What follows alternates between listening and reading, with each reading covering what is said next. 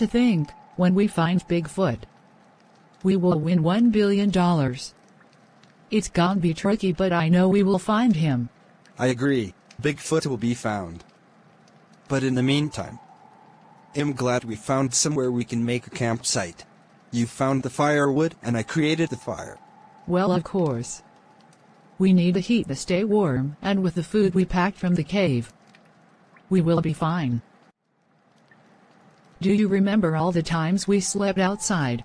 Of course I do. I'm used to sleeping outside in a tree and laying down on the grass.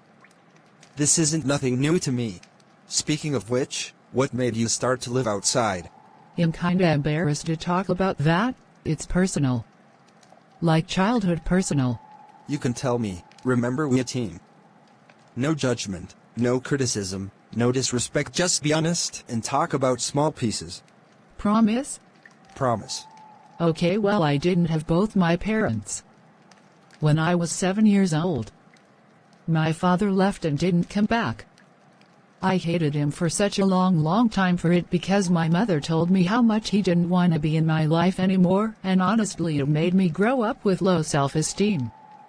Anytime I had questions I couldn't ask my mom, I get jealous when other girls can have that father-daughter bond that I never had, and sometimes he'll attempt to call and see me, but I just couldn't forgive him for leaving.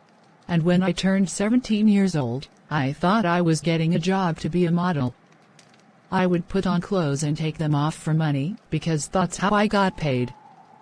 But little did I know the modeling agency I was working for was for adult content, and I didn't realize it until 2 years later. I stopped immediately, but somehow a classmate found my pictures and videos and showed it to the entire class. Then next thing I know, most of the school, kids, teachers and even janitors seen it. And I was so embarrassed that I refused to continue to go to school after that. Then one day my mom finds out about it and she felt disgusted with me. My father called me that same month, just to check on me, and I confessed everything of what was going on, and for the first time in a while he drove 6 hours to see me just to give me a big hug. Something I never thought I'll feel again, but after he got done hugging me, he told me the real reason why he walked away. It wasn't because he didn't want to be a father. Mother placed him on child support just to have easy money to go to Miami to be with friends and family. And when I confronted Mother about it, she told me she was doing it to quote-unquote protect me, but I find that hard to believe when you was the one who told me he doesn't want to be a father anymore. So I just packed my bag and just ran away from home. I was scared, angry, hurt and confused. And I haven't been back home ever since. Wow, that's a lot. Well, thank you for sharing your story with me, and now that I understand what you went through, I'm gonna do my best to not put you in any type of pain.